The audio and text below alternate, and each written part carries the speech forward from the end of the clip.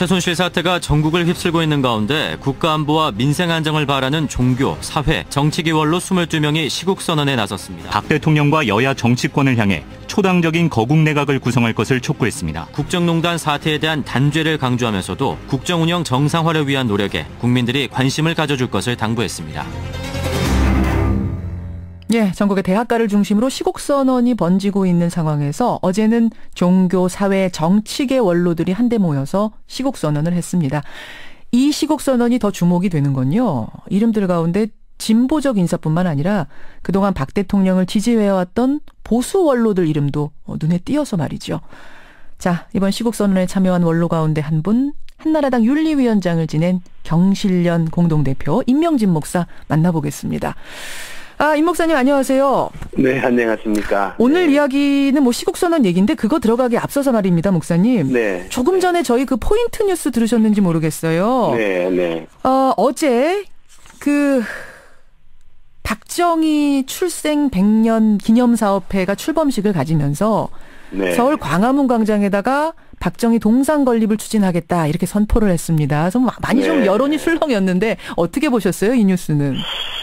글쎄, 이분들이 다 그래도 이름이나 있으신 분들인데 신문도 안 보시는지 요즘 방송도 안 들으시는지 신문도 안 보시는지 제정신이 있으신지 모르겠습니다. 사실 지금 이런 분들이 되게 이제 박근혜 대통령 주변에 있으셨던 분들이잖아요. 예. 이게 이런 분들이 사실은 있어서 이게 박근혜 대통령이 오늘까지 이런 어려움을 겪게 되지 않는가 이제 그런 생각을 합니다. 이게 지금 불에 지금 기름을 끼얹는 것과도 같은 지금 그러잖아 국민들이 다 분노를 하고 있는데 물론 박정희 대통령에 대한 거는 아니지만 그래도 우리가 다 박근혜 대통령 그러면 박정희 대통령과 연관을 하게 되는데 동상이라는 거 있잖아요. 저 옛날에 어렸을 때인데 자유당 때 봤거든요. 예. 마지막에 이승만 대통령 동상 있잖아요. 예. 그거 서 있는 거 새끼줄로 다 끌어내려가지고 시위하는 분들이 끌고 다니더라고요. 그렇죠. 그러니까 이거 조심해야 됩니다. 조심히 함부로 세울 거 아니군요. 그렇죠. 좀 지난다. 그게 욕이 될 수도 있습니다. 그리고 아직도 우리 박정희 대통령에 대해서 공을 생각하는 분들이 많이 있고 실제로도 공도 있지만은 그렇지 않다고 생각하는 분들도 많이 있고 그런 상황에서 박정희 대통령 생각하면 가슴이 아직도 쓰리고 아파하는 그런 국민들도 있는데 다 생각을 해서 해야 되는 일이지. 동상 세우려고 하더라도 박정희 대통령에 대한 그런 역사적인 평가가 좀 되어진 다음에 해야 되는데 마무리가 된 뒤에 알겠습니다. 더군다나 이거 박근혜 대통령 치하에서 이런 일이 이루어진다.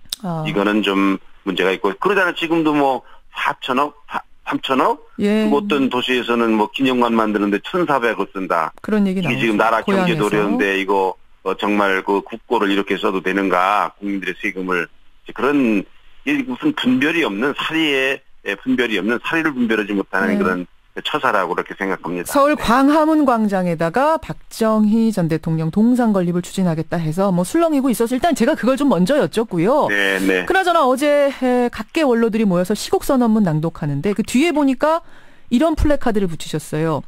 초당적 거국 내각으로 국가 비상사태를 극복해야 된다. 네. 지금이 국가 비상사태라고 보십니까? 지금도 편안한 나라다 그러니까 동상 세워야 된다.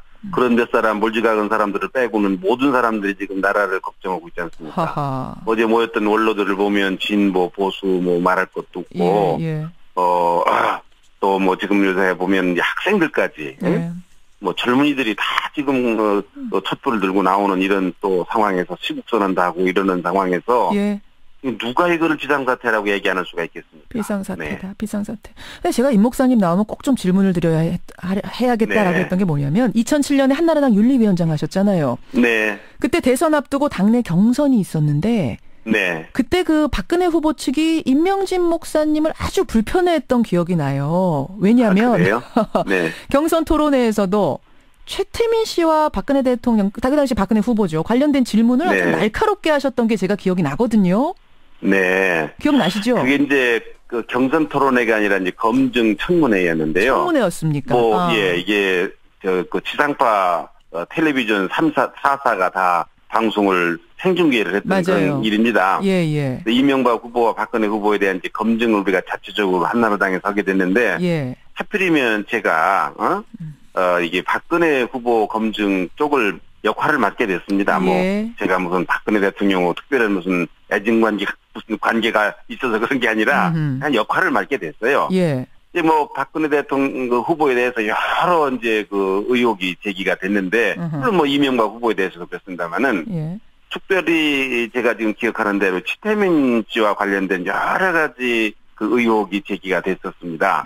어떤 거는 굉장히 그 객관성 있는 그런 의혹도 있었고. 예를 들면 어떤 게 있었죠? 지금 잘 기억이 안 나요. 예를 들면 무슨 그 김재규 중앙정보부장의 그 마지막 그 최후 진술이라든지 그건 뭐 사건으로 기록이 된 거니까요. 또 뭐 박정희 대통령 그 비서관들이 그 증언했던, 예?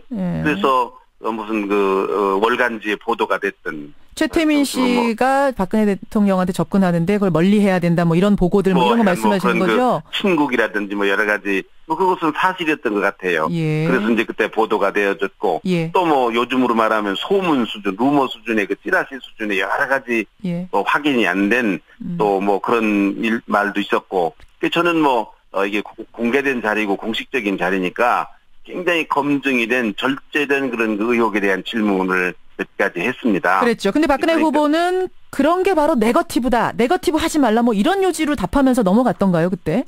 뭐 부인하기도 하고 그랬습니다. 이거는 뭐 인정하지 않고 그랬는데 어떤 객관적으로 드러난 사건인데도 그때 이제 박근혜 후보가 예. 그거를 이제 강력하게 부인하는 이제 그런 모습을 제가 보고 야 이건 무슨 뭐 제가 뭐 검사도 아니고 예. 뭐 같은 당에서 지금 뭐 이렇게 검증하는 그런 일인데 그냥 넘어가긴 했습니다만은 그러나 제가 느낀 거는 뭐 두 가지입니다. 뭡니까? 하나는 그때 이 박근혜 후보가 뭐 이런 일을 가지고 왜 자꾸 이거 문제를 삼는가? 아무것도 아닌 일인데 이런 아주 안이한 인식을 가지고 있는데 저건 참 이게 잘못된 생각인 것 같다. 이게 굉장히 중요한 그런 그 일인데 그래서 저는 그때 뭐 한마디 했습니다. 이게 뭐라고 박근혜 하셨죠? 후보께서 이 문제가 평생의 짐이 될 것 같습니다. 평생의 짐이 될 것 같다. 네, 될 것 같습니다. 이제 그런 말을 그때 했습니다. 뭐 지나가는 말로. 또 이제 그때 뭐 제가 말씀은 안 드렸지만은 예. 이 박근혜 후보가 이게 대통령이 되면 이 문제가 결국은 이게 국정에 상당한 부담이 될 수도 있겠다. 그런 생각을 저는 했습니다. 그러니까 친박도 아니시고 뭐 윤리위원장으로 위촉이 되면서 한 1년 반 활동한 당에 잠깐 몸담았던 분인데 이분이 보기에도 이 최 씨 일가하고 박근혜 대통령 관계는 예사롭지 않고 상당히 염려가 되는 상황이었다는 얘기잖아요. 네, 그렇습니다. 근데 뭐 그거를 박근혜 후보가 인정 안 하니까 이게 잘못된 일이었습니다. 이것 좀 앞으로 고쳐보겠습니다. 이런 인식을 가져야 될 걸 기대를 했는데, 뭐 이건 아무것도 아니다. 왜 그러냐 이걸 가지고. 그러니까 제가 궁금한 이런 건요. 안이한 인식을 가지고 있는 건데. 이게 이런 생각이 계속이 되면 이제 최 씨 가문과의 관계는 계속되어질 것이고 고쳐지지 않을 것이고 그러면 이게 결국은 본인에게도 짐이 될 것이고 또 혹시 국정을 맡게 되면 그때는 후보였으니까요. 국정을 맡게 되면 국정에도 부담이 될 수 있겠다. 그런 생각을 염려를 했습니다. 네. 저는요. 1년 반짜리 위촉 윤리위원장에 있던 분도 이게 수상하다. 이거 털고 가야 한다. 걱정을 하는 마당에 그 주변에 계속 머물러 있던 친박들, 최측근들, 이분들은 그런 생각을 정말 안 한 걸까? 최순실을 모른 걸까? 아니면 알아도 못 본 척한 걸까? 지금 와선 그런 생각이 들어요. 그렇습니다. 지난 이제 9년이잖아요. 이제 박근혜 후보가 대통령에 나왔던 게 2007년 그때고, 그 후로 이제 이명박 정부를 지나서 이제 대통령이 된 지 지금 4년 가까이 됐는데요. 9년 정도인데. 그때는 친박이라는 게 생기지 않았습니까? 그렇죠. 근데 저는 이 친박들이 하는 일을 이렇게 지켜보면서 지금도 마찬가지입니다만은 저 사람들이 진짜 친박일까? 친박이라는 거는 대통령을 우연한 게 친박 아니겠습니까? 개인적으로라도. 그런데 저게 정말 대통령을 우연한 일인가? 대통령을 해치는 건가? 대통령을 지금 망하게 하려고 저러는가? 박 대통령을. 무슨 억하심정이 있어서 대통령을 저렇게 잘못되도록 저렇게 하는가. 저는 그런 생각을 많이 했습니다. 저 사람도 친박 아니다. 진짜 대통령을 위하는 사람들이라면 저렇게 행동하고 저렇게 말하지 않을 거다. 저는 그런 염려를 늘 가지고 있었어요. 몰랐을 리는 없군요. 최순실 그 사람도 친박 아닙니다. 예. 대통령 원하는 사람, 박근혜 대통령 원하는 사람 아닙니다. 그 사람들. 알겠습니다. 박근혜 대통령을 오히려 어렵게 만든 사람들이 그 사람들입니다.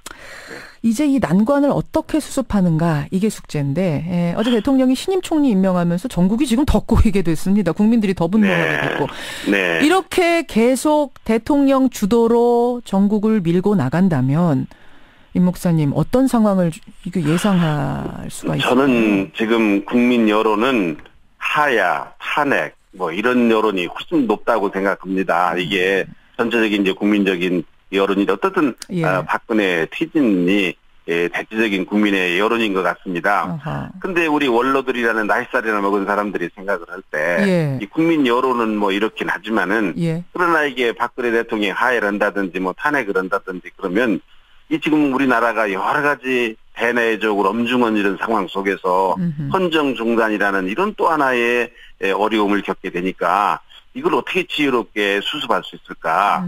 그렇게 하다가 우리가 참 분여지책으로 박 대통령이 이선으로 후퇴를 하고 그리고 이제 나라의 일을 지금 한시도 지체할 수 없는 일이니까 특별히 여야가 합의를 해서 거국 내각을 구성하고 총리도 여야가 합의를 해서 특별히 대통령이 주도적으로 하지 말고 일방적으로 하지 말고 여야가 추천하는 사람을 총리로 해서 거국 내각을 구성을 해서 이 어려움을 극복했으면 좋겠다 하는 우리 나름대로의 지혜를 낸 거거든요. 근데 어제 그냥 총리가 지명이 되지 않았습니까? 그러니까 이거는 참 박 대통령이 왜 이렇게 계속해서 이러는가. 한 가지는 대통령이 아직도 지금 이 우리 상황을 너무 안이하게 생각하는 거 아닌가. 민심을. 엄중한 상황을 인식하지 못하는 게 아닌가.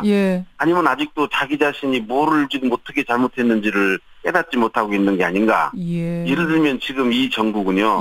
옛날에는 옛날 정권에서 다 있었거든요. 측근 비리라는. 측근 비리는 있었죠. 그러나 그거는 옛날에는 무슨 아들이 잘못하고 형이 잘못하고 다른 사람이 잘못한 거였습니다. 그때는 호가 호위였죠. 대통령이 직접 관련되진 않았었던 거거든요. 그렇죠. 그런데 이번 사건은 박 대통령 자신이 이 소위 최순실 게이트의 직접 당사자입니다, 이게. 그렇죠. 당사자입니다. 그러니까 옛날 대통령들은 무슨 뭐 사람들을 바꾸고 그러면은 그게 수습이 될 수 있었습니다. 그러나 이거는 대통령 자신이 바뀌지 않으면 수습이 안 될 그런 일입니다. 첫째로는 대통령이 국민들에게 진솔하게 사과를 하고 이제는요. 뭐 대통령을 뭐 이선으로 물러나시라 그러는 얘기는 뭐 대통령 무슨 미워서가 아니라 실질적으로 우리 박 대통령이 국정을 통치할 만한 국정을 이끌어갈 만한 신뢰와 지지를 잃었어요. 권위를 잃었어요. 알겠습니다, 목사님. 박 대통령 무슨 얘기를 하면 누가 그걸 믿겠는가 국민들이. 그러니까 이 궁여지책으로 이런 일을 냈는데 어제 일방적으로 이렇게 총리를 임명을 하니까 이 결국은 또 대통령이 변하지 않았다. 아직도 불통이다. 아직도 상황을 잘 모른다. 그래서 이제 이게 무슨 뭐 촛불 집회라든지 이런 하야 정국을 더 부추기는 스스로 뭐 그런 결과를 가져오게 되지 않았는가 그런 생각을 합니다. 임명진 목사님. 혼란을 직면하게 될 거로 봅니다. 저는. 여기까지 말씀 들어야겠습니다. 오늘 고맙습니다. 네. 감사합니다. 한나라당의 윤리위원장 출신이죠. 경실련 공동대표 임명진 목사였습니다.